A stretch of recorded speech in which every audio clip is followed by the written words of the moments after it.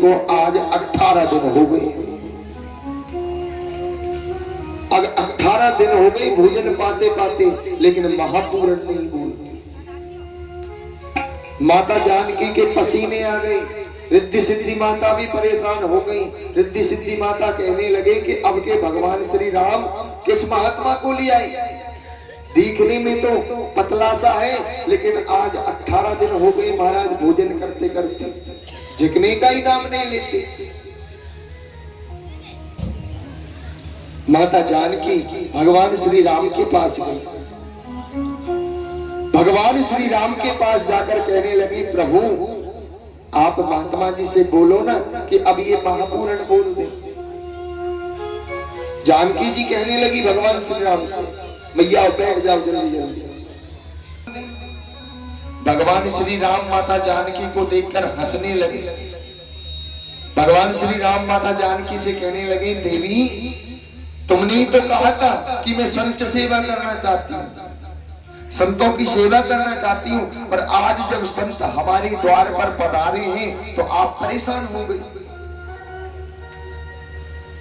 माता जानकी भगवान श्री राम से कहने लगी, प्रभु स्वामी मैं तो समझ रही थी कि कोई महात्मा आएगा, भोजन पाएगा और भोजन पाके चला जाएगा। माता जानकी ने भगवान श्री राम से कहा कि प्रभु सेवा की तो ऐसी बात है कि आपके इस अयोध्या में अन्न के 16 भंडार हैं। भगवान श्री राम के महल के अंदर अन्न के 16 भंडार थे। अगस्त मुनि जिस दिन से भोजन करने लगे और जिस दिन महापूरण बोलने वाले थे, उस दिन तक 16 भंडार सब खाली है गए। अगस्त मुनि जी ने सब कुछ खाली कर दिया। अब माता जानकी हाथ जोड़कर भगवान श्री राम से कहने लगी, प्रभु अब आप ही कुछ करो, मेरे बस की अब नहीं।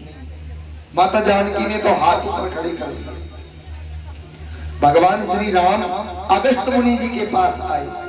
के भाव से अगस्त मुनि जी से कहने लगे कि प्रभु अब आप महापूरण करो।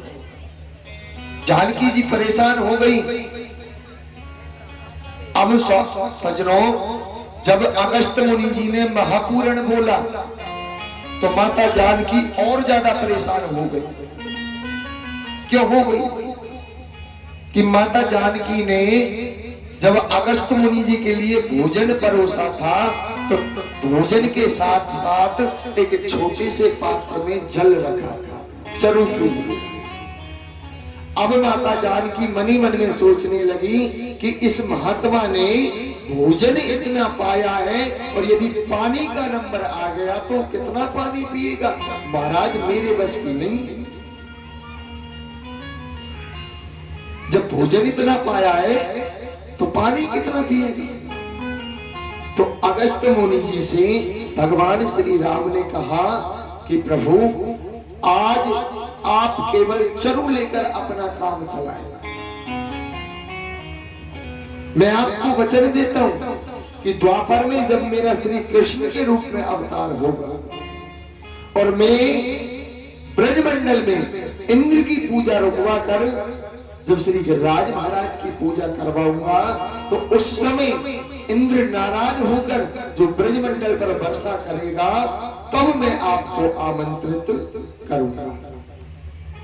आज भगवान कन्हैया ने अगस्त मुनि जी को निमंत्रण दिया और आज जितना भी जल इंद्र के द्वारा बरसाया गया आज उस सारे जल का पान अगस्त मुनि जी ने किया।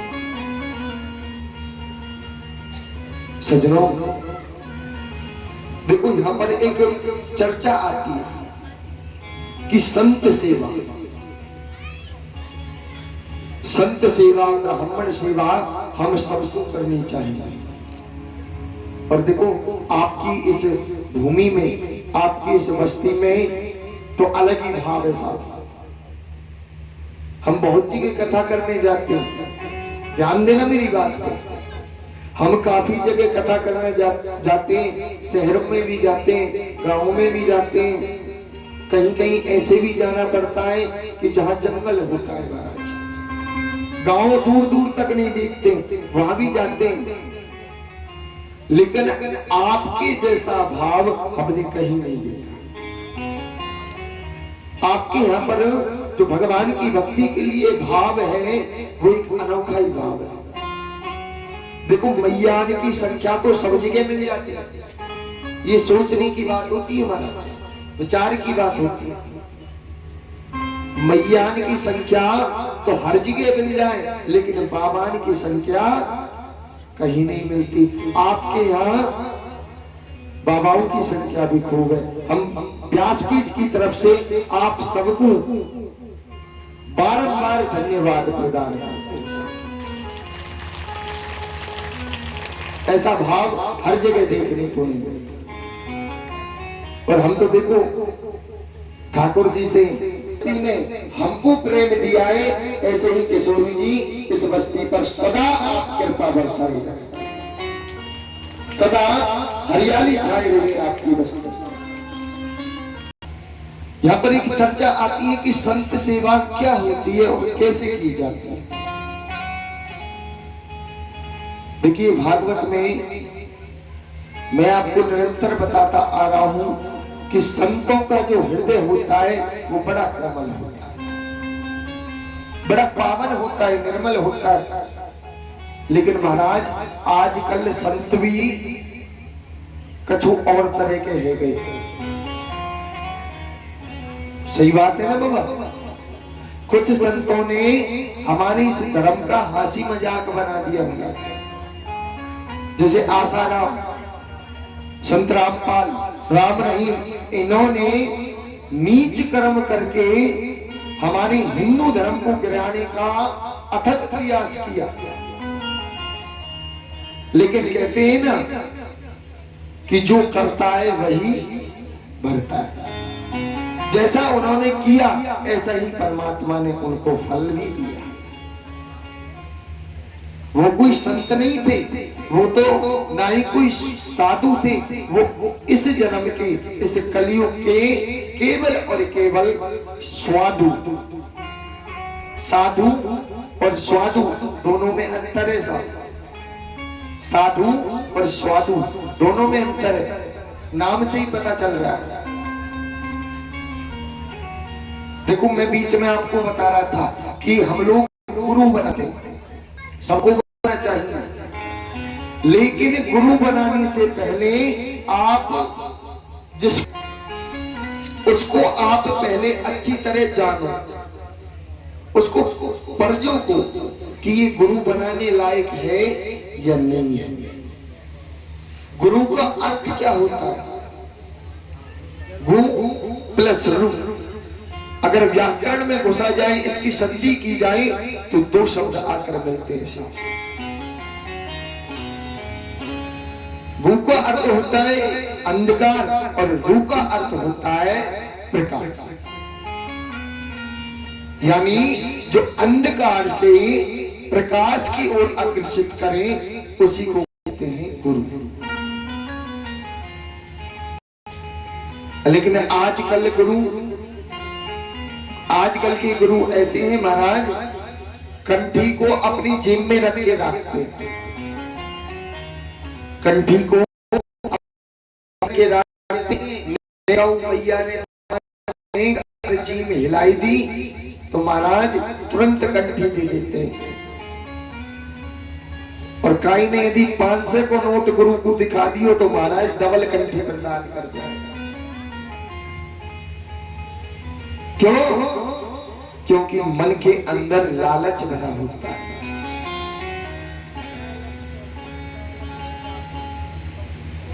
सजनों, गुरु बनाओ, ऐसा बनाओ जो आपके सुख और दुख में हमेशा काम आवे।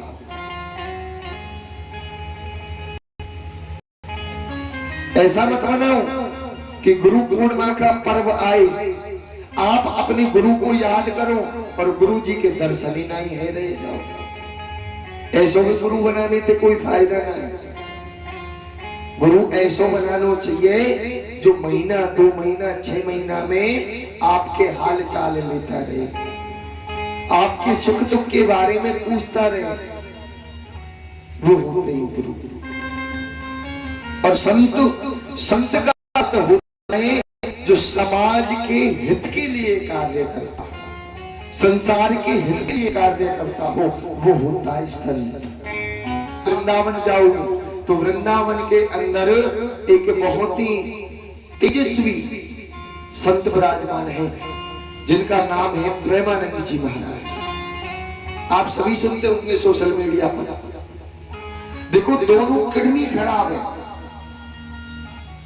दोनों किडनी खराब है। आप बताओ किसी जीव की यदि एक किडनी खराब हो जाती है तो वो ज्यादा दिन तक जी नहीं पाता महाराज, मर जाता है। और अगर वैसे नहीं मरता तो चिंता कर करके मर जाता है, टेंशन होती है। लेकिन देखो राधा रानी की कृपा, देखो आज दोनों किडनी खत्म होने के बाद भी आज वो निरंतर हर समय जिब्या पर राधा राधा राधा राधा राधा रटते रहते और नित्य प्रतिदिन वृंदावन की परिक्रमा करते हैं। बहुत से कहते हैं महाराज भजन से कुछ नहीं होता, कहते हैं ना बहुत से कि महाराज भजन से कछु नहीं हो गए। अरे अगर देखना है कि भजन में कितना दम है तो वृंदावन जाके देखो। जिसकी आत्मा नहीं है वो भी वृंदावन की परिक्रमा कर रहे हैं, जिनकी किडनी नहीं है वो भी प्रतिदिन वृंदावन की परिक्रमा कर रहे हैं। ये भजन का ही तो प्रताप है। और देखो मैं आपको भागवत में लिखी हुई है और हमारे पूज्य पिताजी महाराज हमको बताते हैं कि जो जितना भजन करता है, जो जितना भजन करता है उतना ही उसके मस्तक पर तेज बढ़ता है। भजन से तेज आता है। ऐसा नहीं है कि भजन करने से धन दौलत मिल जाएगी। धन दौलत के बारे में तो महाराज सोचना ही बंद कर देगा। यदि आप लक्ष्मी जी के पीछे भागोगे तो महाराज ठाकुर जी का ही दिन आपके हाथ ना आ रहे, पक्की बात। ठाकुर जी ना ही मिलेंगे और लक्ष्मी जी की भी कोई गारंटी ना है आपको मिल जाए। और यदि आपने ठाकुर जी ही पकड़ लिए तो महाराज लक्ष्मी तो स्वतः ही आपके यहाँ आ जाएगी। क्यों? क्योंकि मैं निरंतर बताता हूं जहां पर पति रहेंगे वहीं पर पत्नी का निवास होगा। आजकल एक समस्या बहुत मोटी है साहब, हर एक परिवार में लड़ाई झगड़ा होता रहता है, हर एक परिवार में। अब आप सभी जानते हो, देखो घर में जब 5 बर्तन होते हैं तो खटपट खटपट खटपट खटपट चलती रहती है। 5 बर्तन जहां होंगे तो वहां पर थोड़ी बहुत चेचे पैपे चलेगी साहब। लेकिन इस चेचे को खत्म किया जाए, लड़ाई खत्म भी किया जा सकता है, सुख शांति भी आ सकती है। अब सुख शांति आएगी कैसे? आजकल हमारे मन में एक साइकोलॉजी बन गई है। क्या साइकोलॉजी बन गई है कि बहुत सी मैया और बाबा मुल्ला जी के पास भगते हैं, जाते हैं ना, नक्कस गोली करवावे, मेरो धंधो ना चल रहे हो, कई मुल्ला कर भाग के मुल्ला जी ने एक उर्दू में कछु लिख के दे दियो, क्या शटर पे टाक दीजिए धंधो चल जाएगा। अरे महाराज, कागज पे लिखने से यदि किसी का कार्य हो जाता तो महाराज तहसीलदार और पटवारी पूरी तहसील और हलके को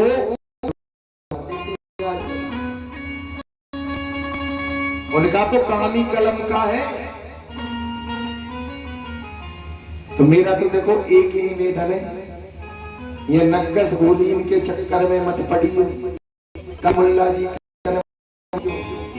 अगर आपको जानो ही है, नक्कस करवानो ही है, गंडा गोली करवानो ही है तो काई करने जावी की जरूरत ना है। जब कछु मन में संकट आवे, आपकी जीवन में संकट आवे तो परमात्मा के धाम चले जाना। परमात्मा के धाम का मतलब ये नहीं कि हाँ, वहां चले गए तो महाराज फिर चक्कर पड़ जाएगा, बच्चा रोएंगे। परमात्मा के धाम का मतलब है कि आपके यहाँ पे जो भगवान का घर है, यानी जो मंदिर है, उस मंदिर में जाना। जब आपके ऊपर कोई संकट आ, मंदिर में जाके करना करने के बाद